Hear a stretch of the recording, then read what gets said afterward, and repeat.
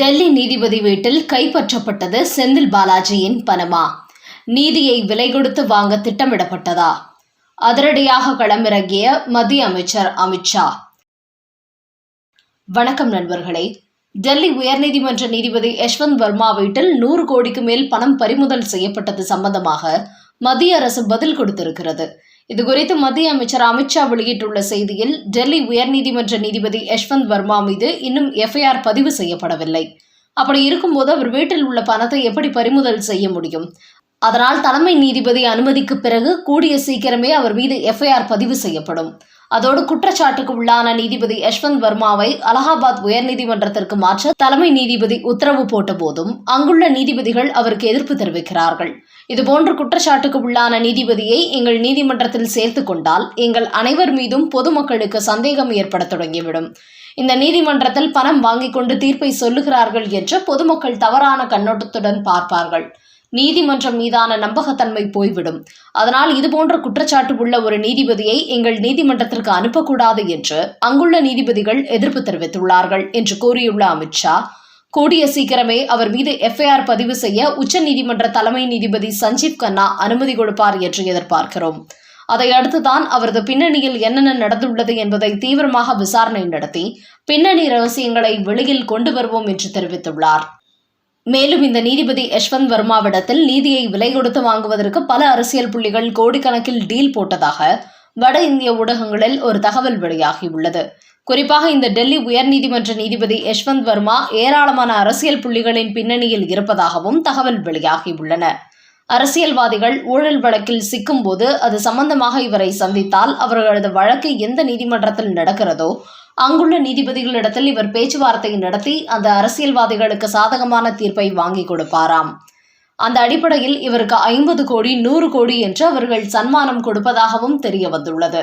அந்த அடிப்படையில் தான் திமுக அமைச்சர் செந்தில் பாலாஜியும் இவரிடத்தில் நெருக்கம் வைத்திருந்ததாகவும், செந்தில் பாலாஜியின் மீதான வழக்குகளை உடைப்பதற்காக சென்னை உயர்நீதிமன்றம், உச்ச நீதிமன்றம் என்கிற 2 நீதிமன்றங்களின் வழக்குகளில் இருந்து அவர் விடுபட இவருக்கு 100 கோடிக்கு மேல் செந்தில் பாலாஜி தரப்பு கொடுத்திருப்பதாகவும் சீக்ரெட் தகவல்கள் வெளியாகியுள்ளன.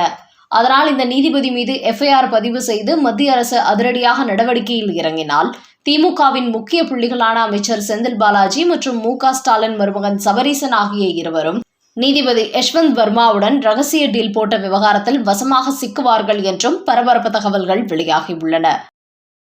அடுத்த செய்தி. டெல்லியில் முகாமிட்ட அண்ணாமலை, தூக்கி எறியப்படும் எடப்பாடி, செங்கோட்டையன் மூலம் போடும் அதிரடி பிளான். கடந்த சில தினங்களுக்கு முன்பு மத்திய அமைச்சர் அமித்ஷாவை எடப்பாடி பழனிசாமி சந்தித்த போது சில முக்கிய விஷயங்கள் குறித்து பேசப்பட்டது. குறிப்பாக ஒன்றுபட்ட அதிமுக என்பதில் ஆரம்பத்திலிருந்தே பாஜக உறுதியாக இருந்து வருகிறது. அப்படி ஒரு சூழல் உருவானால் மட்டுமே திமுக கூட்டணியை வீழ்த்த முடியும் என்று தொடர்ந்து அவர்கள் எடப்பாடி பழனிசாமிக்கு அறிவுறுத்தி வருகிறார்கள். ஆனால் அவரோ தன்னுடைய பொதுச் செயலாளர் பதவி பறிபோய்விடக் கூடாது என்கிற சுயநலத்துக்காக யாரையும் கட்சியில் சேர்த்துக் கொள்ள மாட்டேன் என்று தொடர்ந்து கூறி வருகிறார். இதுவே தற்போது எடப்பாடி பழனிசாமிக்கு நெருக்கடியை ஏற்படுத்தியுள்ளது. குறிப்பாக அதிமுகவிலிருந்து நீக்கப்பட்ட டிடிவி தினகரன், OPS, சசிகலா ஆகியோர் அதிமுகவிற்கு வந்தால் முக்குளத்தோர் சமுதாய வாக்குகள் முழுமையாக கிடைக்கும். தென் மாவட்டங்களில் அதிமுகவுக்கு வெற்றி வாய்ப்பு ஏற்படுத்தி கொடுக்கும் என்பதனால் இந்த விவகாரத்தை தற்போது அதிமுகவின் செங்கோட்டையன் கையில் எடுத்துள்ளார். இதுகுறித்து எடப்பாடியுடன் நடத்திய பேச்சுவார்த்தைகள் அனைத்தும் தோல்வியடைந்து விட்டதால் அதிமுகவை ஒன்றிணைக்க வேண்டும் என்று நினைக்கும் பாஜகவுடன் தற்போது பேச்சுவார்த்தை நடத்தி வருகிறார். இதற்காக தான் ஏற்கனவே டெல்லி சென்றுவிட்டு திரும்பிய செங்கோட்டையன் எடப்பாடி அமித்ஷாவை சந்தித்துவிட்டு வந்ததை அடுத்து நேற்று மீண்டும் டெல்லி சென்று நிர்மலா சீதாராமனை சந்தித்துவிட்டு அமித்ஷாவையும் சந்தித்துள்ளார். குறிப்பாக எடப்பாடி பழனிசாமி டெல்லி சென்றபோது தமிழக பாஜக தலைவர் அண்ணாமலை குறித்தும் சில புகார்களை கூறியிருக்கிறார். அவரை பாஜகவின் தலைவர் பதவியிலிருந்து தூக்க வேண்டும், நாங்கள் சொல்லும் நபரை பாஜகவின் தலைவராக நியமிக்க வேண்டும் என்றெல்லாம் தேவையில்லாமல் வார்த்தை விட்டுள்ளார். இதற்கு ஒத்துக்கொள்ளாத அமித்ஷா, எங்கள் கட்சியின் உள் விவகாரங்களில் மற்றவர்கள் தலையிடுவதை நாங்கள் விரும்ப மாட்டோம், நாங்கள் எடுப்பதுதான் இங்கே முடிவாக இருக்கும் என்று அதற்கு அவர் எதிர்ப்பு தெரிவித்துள்ளார். இப்படி எடப்பாடி பழனிசாமி முரண்பாடாகவே பேசியிருக்கிறார். குறிப்பாக அதிமுகவிலிருந்து நீக்கப்பட்டவர்களை கண்டிப்பாக சேர்த்துக் கொள்ள மாட்டோம் என்பது போலவே அவர் பேசிவிட்டு வந்திருக்கிறார். இந்த விஷயத்தை அதற்கு அடுத்த நாள் தன்னை அண்ணாமலை சந்தித்த போது அவரிடத்தில் கூறியுள்ளார் அமித்ஷா. அப்போதுதான் ஒன்றுபட்ட அதிமுக இல்லை என்றால் திமுகவை எதிர்த்து நம்மால் வெற்றி பெற முடியாது, அதனால் அதற்கான முயற்சியில் எடுக்க வேண்டும். செங்கோட்டையன் நினைத்தால் ஒன்றுபட்ட அதிமுகவை உருவாக்க முடியும். அதிமுகவை அவரது கட்டுப்பாட்டுக்குள் கொண்டு வர வேண்டும். அப்படி செய்துவிட்டால் மட்டுமே 2026 நம்மால் வெற்றி பெற முடியும் என்று தன்னுடைய கருத்தை அண்ணாமலை அமித்ஷா இடத்தில் அழுத்தமாக பதிவு செய்திருக்கிறார். இதன் காரணமாகவே நேற்று டெல்லிக்கு செங்கோட்டையன் அழைக்கப்பட்டு பேச்சுவார்த்தை நடத்தப்பட்டு இருக்கிறது. வழக்கமாக சென்னை அல்லது கோவையிலிருந்து டெல்லிக்கு விமானத்தில் செல்லும் அவர் மதுரையிலிருந்து புறப்பட்டு சென்றுள்ளார். அது கூட எப்படியோ வெளியில் கசிந்து விட்டது. இதன் காரணமாக அதிமுகவில் தற்போது பெரிய அளவில் புயல் வீசிக் கொண்டிருக்கிறது. இன்னொரு பக்கம் செங்கோட்டையன் பக்கம் வருவதற்கு 43 எம்எல்ஏக்கள் தயாராக இருப்பதால் இன்னும் பலரிடத்தில் பேச்சுவார்த்தை நடத்தி முழுமையாக அவர் பக்கம் அதிமுகவை கொண்டு வரும் முயற்சிகளும் நடந்து கொண்டிருக்கிறது. குறிப்பாக அதிமுகவை பொறுத்தவரை யார் முக்கிய தலைவர் என்றெல்லாம் அங்குள்ள தொண்டர்களும் நிர்வாகிகளும் பார்க்க மாட்டார்கள். அதிமுகவின் இரட்டை இலை சின்னம் யாரிடத்தில் இருக்கிறதோ அவர் பக்கம்தான் இருப்பார்கள். அந்த வகையில் தற்போது இரட்டை இலை சின்னம் விவகாரம் நீதிமன்றத்தில் இருந்து கொண்டிருப்பதால் அது எடப்பாடி அல்லாமல் செங்கோட்டையின் கைக்கு மாறிவிட்டால் ஒட்டுமொத்த அதிமுகவும் அவர் கைக்கு வந்துவிடும். அதனால் ஒருங்கிணைந்த அதிமுக என்கிற விவகாரத்தில் எடப்பாடி பழனிசாமி தொடர்ந்து முரண்டு பிடித்துக் கொண்டிருப்பதால் இரட்டை இலை சின்னத்தை செங்கோட்டையன் கைக்கு மாற்றி அதிமுகவை ஒன்றிணைக்கும் முயற்சியில் டெல்லி பாஜக இறங்கிவிடும் என்று தகவல்கள் வெளியாகியுள்ளன. மேலும் சமீபத்தில் தமிழகம் வந்த நிர்மலா சீதாராமனை செங்கோட்டையன் சந்தித்த போது அவர் மூலமாக சசிகலாவுக்கும் ஒரு முக்கிய தகவல் கொடுக்கப்பட்டுள்ளது. கூடிய சீக்கிரமே அதிமுகவில் மாற்றம் வரப்போகிறது. எடப்பாடி வெளியேற்றப்பட்டால் செங்கோட்டையன் அந்த இடத்துக்கு வருவார். அப்போது ஒன்றுபட்ட கட்சியை உருவாக்க வேண்டும் என்று சொல்லி அனுப்பியிருக்கிறார்.